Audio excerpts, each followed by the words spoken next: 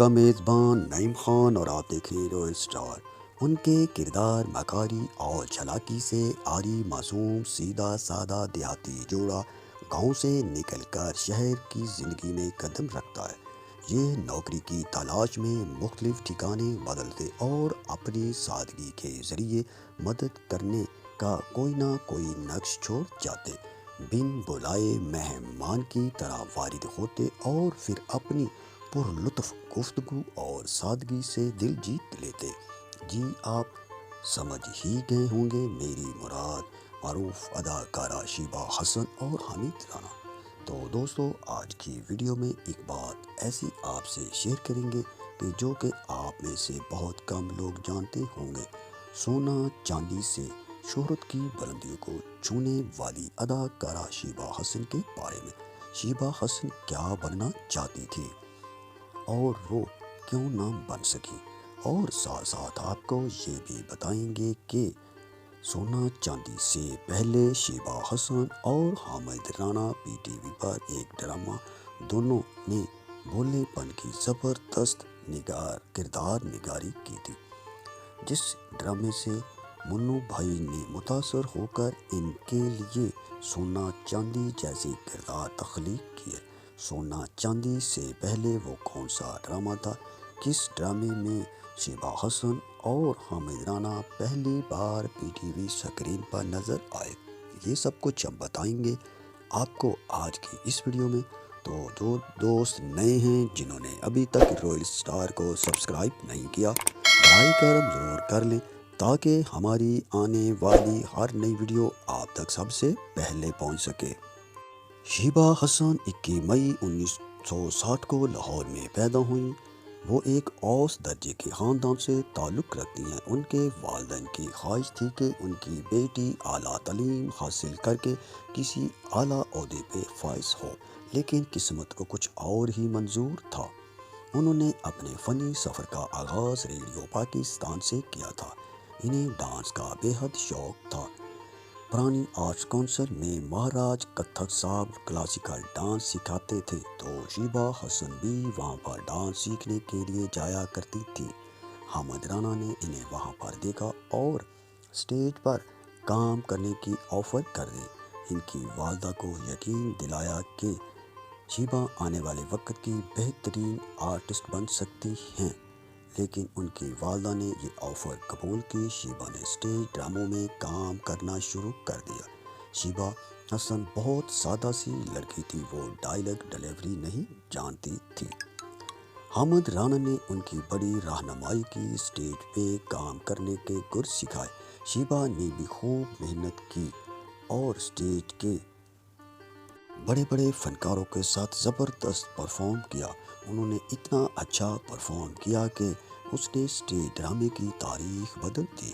انہوں نے اپنی انتھک محنت سے اسٹیج کے بڑے فنکاروں کی لسٹ میں اپنا نام شامل کروایا۔ معروف رائٹر منو بھائی آرٹس کونسل آتے تھے، تو انہوں نے پہلی بار شیبہ حسن اور حامد رانا کو اپنے پنجابی سیریل میں کاسٹ کیا۔ منو بھائی نے یہ کردار اپنے گھریلو ملازم سے متاثر ہو کر لکھے تھے۔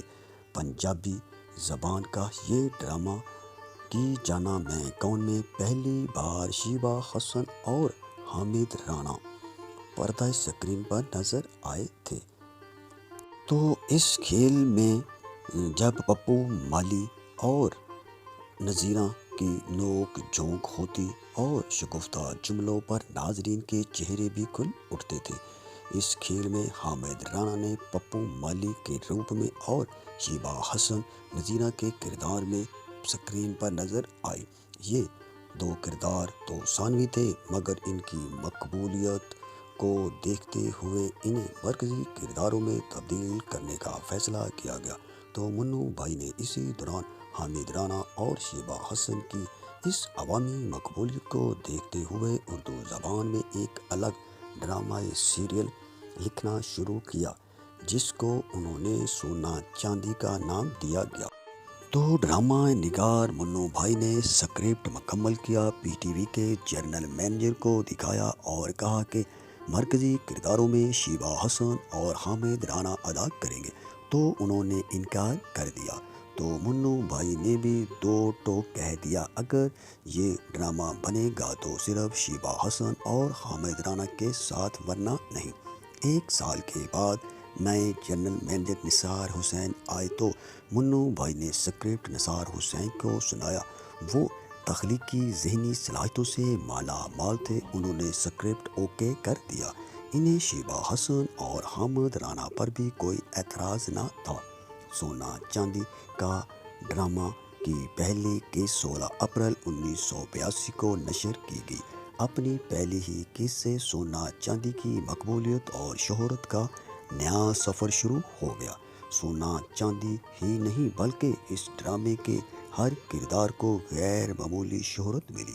یہ وہ ڈرامہ تھا جس کا ہر کردار، ان کا لب و لہجہ، تکیہ کلام، زبان زد عام ہوا۔